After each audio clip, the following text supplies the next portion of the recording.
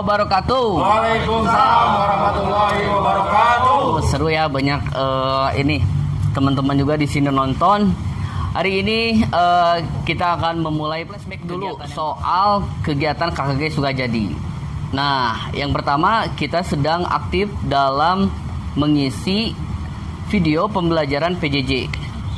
Dari situ saya melihat ternyata ada signifikan viewers dan teman-teman lain di luar kota Bandung channel dari KKG Sukajadi. Nah, dilihat dari situ sampai terakhir subscribernya berapa ya? 2000 ini ya. 2000 dan itu masih ini ya, masih naik.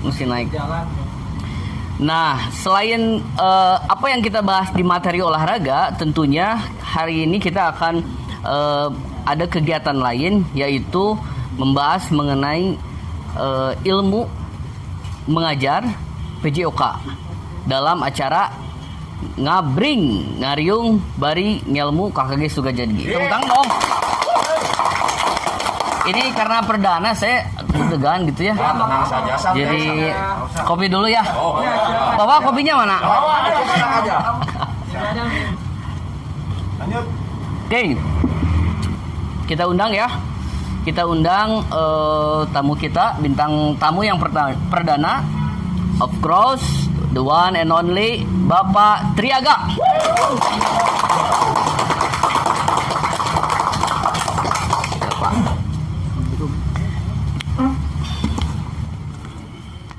Baik teman-teman, ini dia Bapak Triaga, merupakan senior guru PJOK di KKG Sukajadi ya, Kecamatan Sukajadi. Saya akan bacakan kurikulum vitae-nya dulu. Yang pertama, Bapak Triaga lahir 25 November 59, sebentar lagi akan ulang tahun, dan pendidikannya SD Strada Santa Franciscus, Tangerang ya Pak ya? Tuh. Tangerang, Bapak di Tangerang. Tangerang, saya lahir di Tangerang. Lahir di Tangerang. Lalu SMP Strada juga sama, SGON Bogor tahun 80. Ini pasti teman-temannya bakal nonton nih, angkatan tahun 80. Lalu FK IK IKIP Bandung ya Pak ya? Tuh. Tahun juga 80. Status menikah dengan Ibu Rinawati dan memiliki 2 putri 1 putra. Pekerjaan sekarang mengajar di SD Sejahtera dari tahun 1988 88 ya Pak ya? 80 sampai dengan sekarang. Iso lama banget ya Pak ya? Alhamdulillah. Lama banget, lumayan ya. Jadi banyak pengalaman nih teman-teman yang kita akan ambil, kita akan kuak nih ya, apa saja yang bisa diambil dari Bapak Triaga ini. Saya panggilnya Patri ya. Boleh, Akang Patri. boleh. Akang boleh. Bebas lah. Tapi biasa di sekolah dipanggilnya Dipanggil Bapak. Anak-anak manggil Bapak. Bapak ya. Biar lebih Kalau familiar, kakaknya Akang suka boleh. jadi biasanya manggilnya Kantri. Jadi selalu muda gitu ya. Tangerang ada apa? Macam-macam lah. Semacam lah. Tapi sehat Pak ya? Alhamdulillah. Sehat alhamdulillah. Saya panggilnya Patri aja deh. Patri, Siap. sudah dari awal akhir tahun Desember 2019 sampai dengan Januari, Februari, dan puncaknya di Maret, Indonesia menyatakan PSBB berkenaan dengan COVID. Mana menurut Bapak? Ya, COVID kan menyeluruh ya, universal. Kita bisa ketahui semuanya bahwa COVID ini berasal dari Cina. Ini mendunia. Kita kebagian masuk di Januari, kemudian terdeteksi pada bulan Maret 2020. Jadi sudah hampir 10 bulan lebih sampai sekarang. Ya. Nah, sebagai pendidik tentunya kita sangat prihatin terhadap kondisi pendidikan sekarang dengan adanya COVID. Ya. Kita tidak bisa mengkoreksi secara langsung kesalahan yang dilakukan oleh anak, terutama kita di Penjas. Di PJOK biasanya kan kita mengkoreksi gerakan anak. Ya, kita tidak sembarangan karena itu kan langsung berurusan dengan struktur anatomi tubuh anak-anak. Jadi kalau misalnya gerakan salah, otomatis nanti akan mempengaruhi struktur anatomi. Itu mungkin COVID itu. Jadi COVID ini benar-benar benar-benar mengganjal pembelajaran PJOK khususnya. Betul. Sampai Jadi, saat ini emang tidak ada solusi. Ya kita kan melakukan pelajaran secara daring ya. Secara daring. Dalam jaringan. Ini kan kita hanya bisa memberikan mereka tuh tugas. Ya jadi kita secara visual saja kita bisa melihat melalui layar HP atau layar laptop mungkin. Ya. Tapi kita tidak bisa memperbaiki bagaimana gerakan yang benar sebenarnya gitu. Contoh misalnya, pada saat melompat kadang-kadang anak-anak membuka kaki. Nah, misalnya pada saat melompat itu kaki dirapatkan. Kita tidak bisa mengoreksi, paling nanti dalam komentar kita koreksi bahwa pada saat kita melompat sebaiknya kaki dirapatkan. Iya. Nah, tapi tentunya kita tidak bisa langsung mengkoreksi, ya, karena PJOK itu satu proses. Jadi PJOK itu tidak bisa dicontek seperti misalnya matematik, IPA dan lain sebagainya. Jadi pelajaran PJOK itu merupakan suatu proses yang merupakan suatu sistematis lah. Ya, itu mungkin. PJOK merupakan suatu proses yang sistematis. Jadi koneksi antara peserta didik dan guru itu wajib, kudu. Jelas. Harus ada.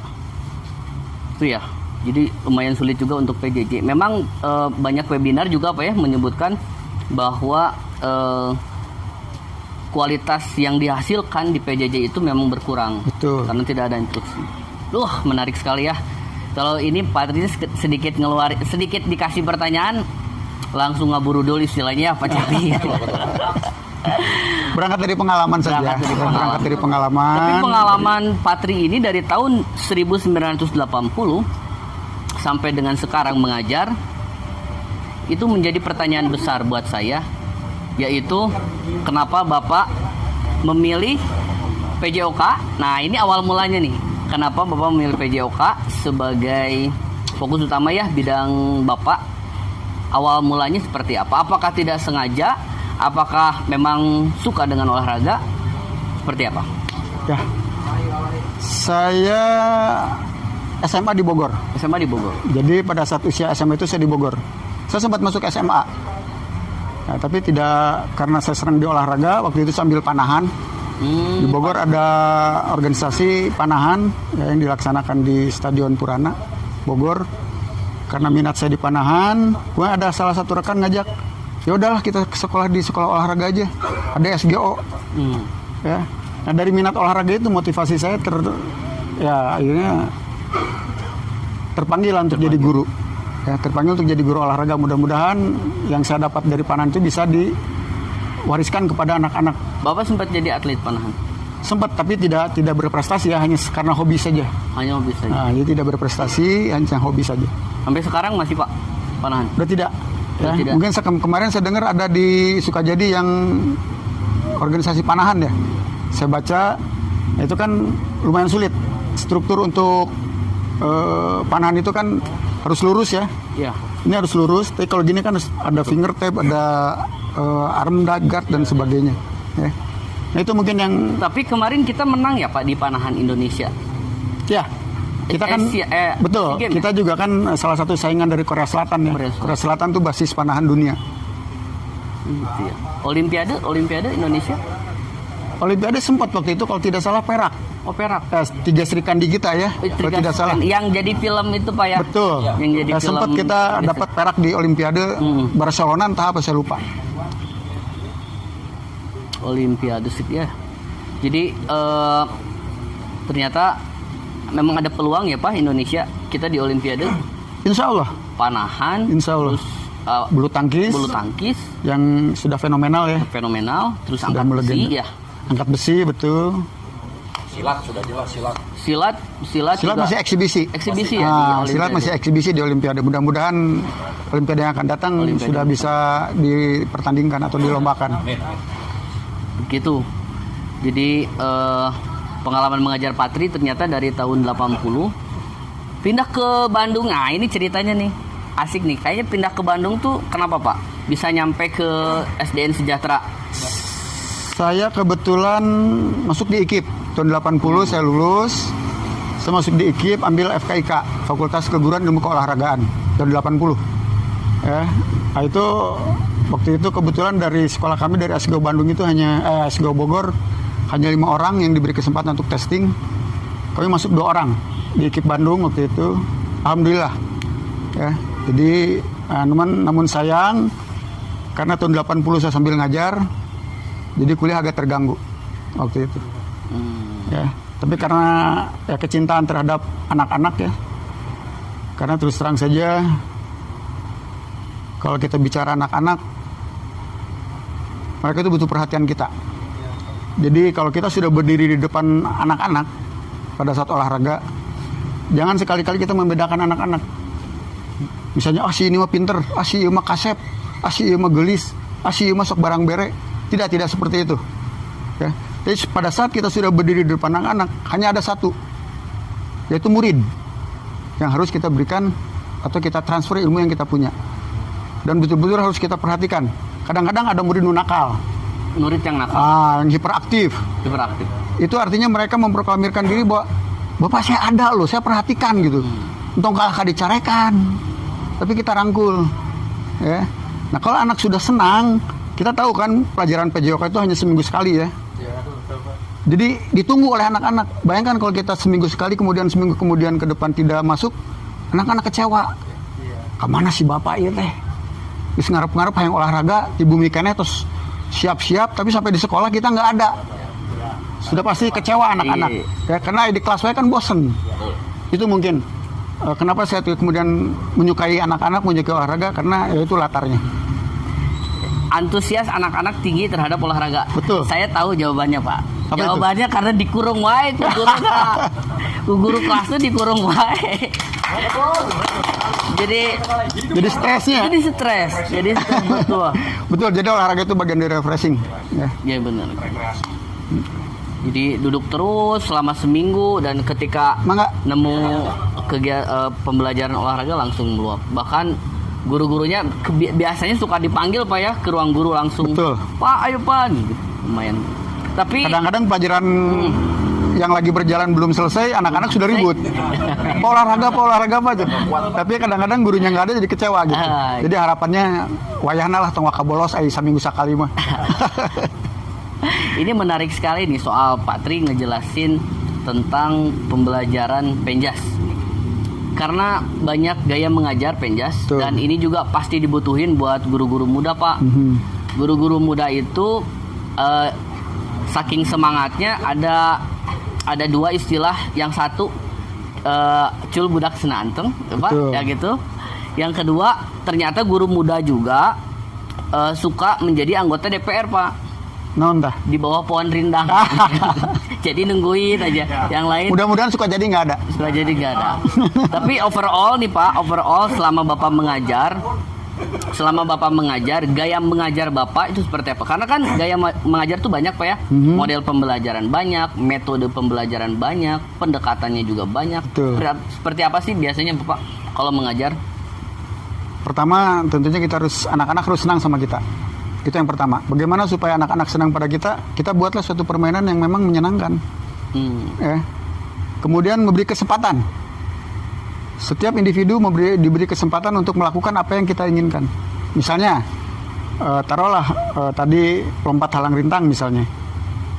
Kadang-kadang ada anak yang kemana gitu ini, kita tidak perlu, tapi kita tarik. Sok cobian, kamu pasti bisa. Takut Pak, tapi cuma diolah supaya bisa. Kalau misalnya sekarang tingginya 50 kita rendahkan. 25 masih takut kita rendahkan lagi. Kan 10 cm oke. Yang penting anak mencoba. Ya. Jadi tunjukkan bahwa mereka mampu. Tunjukkan bahwa mereka percaya bahwa dia bisa. Jadi itu. Untung kemudian karena tidak mampu dicarekan ke orang. Mana emang tuh bisa nanaon. Tidak seperti itu. Emang tapi marah boleh?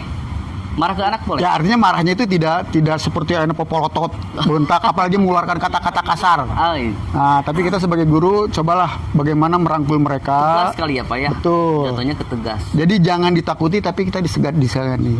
Ya kita disegani. Kalau sudah sampai ditakuti, niscaya pada saat kita bolos, anak senang. Borne bebas guruna eueuh. Nah, itu yang kalau disegani akan lain. Ya, mereka mencari kita karena mereka butuh kita. Itu. Ya, jadi oleh karena itu titip pada rekan-rekan pejuang-pejuang pendidikan PJOK ini, sayangilah mereka karena mereka adalah anak kita pada saat di sekolah. Itu saja mungkin. Iya ya. Seru ya, banyak tepuk tangan kalau podcast ini jarang loh. Yang saya tahu ya podcast di YouTube tuh kan di studio gitu kan. Terus penontonnya, audiennya tuh nggak ada. Kalau di KKG suka jadi beda. Aturannya beda sendiri. Jadi seru gitu ya. Oke. Ini yang Penuh menarik vitalitas. lagi nih. Soal anak nih Pak. Kan selama Bapak mengajar, Bapak pasti menemukan berbagai macam jenis anak. Betul. Ada informasi dari intelijen KKG Sukajadi yang menyebutkan ada momen seorang anak mengatakan ucapan ulang tahun untuk Patri. Hmm. Anak itu entah saya pun nggak tahu siapa dia, cuman informasinya mengatakan bahwa anak ini mengucapkan terima kasih banyak kepada Patri yang sudah membangkitkan aura dia untuk belajar yang asalnya down oleh guru kelasnya kalau nggak salah ya. Guru kelasnya down karena saya nggak tahu kenapa anak itu bisa down, karena matematika kalau tidak salah. Betul. Setiap dia pergi ke sekolah dia selalu menangis dan terbebani. Dan lalu entah bagaimana caranya nanti Patri akan menceritakan anak itu ternyata bangkit kembali dan sampai sekarang sukses gitu. Alhamdulillah. Ini gimana nih? Ini siapa nih anaknya nih? Ya betul, itu cerita itu betul. Jadi ada testimoni di Facebook ya kalau tidak Facebook. salah. Itu dia sampaikan pada saat saya ulang tahun 25 November 2018 atau 2019. 2000. Ya, jadi ucapan ulang tahunnya itu dia berikan testimoni. Saat itu saya masih guru olahraga, tapi kemudian guru kelas 5 dimutasi. Tahun berapa Pak? Itu 2019 Waktu Bapak mengajar 1990 lah. 19. Nah, itu di SD Karangtineng, di SD Sukajadi 8. Oh. Ya, saat itu saya ngajar kelas 5. Jadi menggantikan guru kelas yang kemudian dimutasi. Kepala sekolah meminta saya untuk masuk di kelas 5. Bapak jadi guru kelas. Jadi guru kelas saat itu. Ya, jadi guru kelas saat itu. Guru PJOK sama guru kelas. Tidak, kemudian waktu itu guru PJOK-nya saya kasihkan atau saya delegasikan pada Pak Aceng, salah satu rekan kita. Oh. Jadi saya masuk di kelas 5, Pak Aceng menggantikan saya di lapangan. Ya. Nah, metode saya tidak terlalu, saya bilang biasa-biasa aja. Saya hanya bercerita pada mereka bagaimana caranya menjadi sukses, bagaimana caranya kita menjadi percaya diri, ya. Ketika Bapak mengajar. Betul. Nah, kemudian pada saat misalnya mereka mengerjakan PR, kalau kita katakan pekerjaan rumah, anak kadang-kadang rumah dengan kata-kata itu. Saya bilang pada anak itu, "Cing punten, Bapak lagi sibuk, tolong bisa nggak kerjakan 1 sampai 5 weh." Ya. Jadi kita jangan merasa berat mengatakan punten atau maaf pada anak. Karena anak akan merasa dihargai oleh kita. Jadi pada saat anak susah mengerjakan PR, lalu saya katakan, jadi bukan PR lagi kata-katanya, tapi maaf bisa nggak bantu Bapak? Bapak lagi sibuk, tolong kerjakan halaman ini 1 sampai 5. Besok ditunggu ya. Ternyata tidak sampai besok, setelah lepas istirahat sudah dikerjakan. Si anak itu. Ya. Alhamdulillah akhirnya Namanya siapa Pak kalau boleh tahu? Nova Aprianto kalau tidak salah ya. Nova. Sekarang beliau jadi dokter gigi. Dokter gigi. Keren ya. Itu ada di lini masa saya di YouTube, di Facebook. Ya, alhamdulillah. Itu mungkin suatu penghargaan yang sangat luar biasa untuk saya. Ya. Seorang guru PJOK, tapi bisa ya katakanlah menjadi wali kelas 5 ya. Memang terus terang pada saat itu saya katakan pada wali kelas, oke, saya ngajar kelas 5, tapi Bapak jangan bilang naha. Maksudnya naon cenah? Naha budak teh kieu, Ya karena latar belakang saya dari olahraga. Nah, sekarang harus mengajar matematik, bahasa Indonesia, IPA, PKN dan lain sebagainya. Tapi saya bilang pada beliau, saya akan berusaha memberikan apa yang saya punya sebaik mungkin. Alhamdulillah. Saya bisa 4 sampai 5 tahun kalau tidak salah. Bahkan saya sempat juga ngajar di kelas 6. Ya, waktu itu saya sempat ngajar di kelas 6 1 tahun. Jadi artinya kepada rekan-rekan PJOK juga, kalau memang kita diberi kesempatan seperti itu, jangan kemudian menolak. Katakanlah seperti begini. Kadang-kadang saya punya filosofi hidup tuh, jangan katakan garam itu asin kalau kita belum jilat.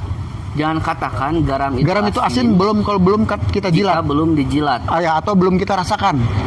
Ya. Walaupun jadi, informasi sudah mengatakan bahwa itu asin. Ya, jadi jangan cenah. Jadi kita harus membuktikan. Jangan ilmu cenah. Dak sahur itu uyah teh asin. Padahal kita belum pernah nyoba. Atau misalnya saya minta pada anak-anak misalnya, tolong kerjakan ini Pak, nggak tahu, harus coba dulu. Ya kita harus berani mencoba. Bahkan kan kita pernah dengar bahwa Thomas Alva Edison pun untuk menciptakan listrik dia melakukan percobaan kurang lebih 9.999 kali. Bayangkan kalau pada 5.000 saja dia berhenti, tidak akan ada lampu. Iya betul. Ya? Iya betul. Jadi mencoba terus. Itu saja mungkin. Iya, betul. Ya, jadi alhamdulillah Sekarang anak itu itu menjadi tapi seorang masih dokter gigi. calling-calling sama bapak enggak? Udah jarang. Udah jarang. Itu terakhir dia Dokter gigi di Bandung. Dia domisili di Bandung. Domisili di Bandung. Luar biasa ya. Kayaknya kalau nggak ada Patri nggak jadi dokter gigi, bisa jadi ya? Enggak juga. Oh, Itu kan sudah suratan ya. Itu kan sudah diatur oleh Sudah Yang Maha diatur Kuasa. ya betul. Karena Sudah semuanya diatur kan oleh- proses ya. Iya.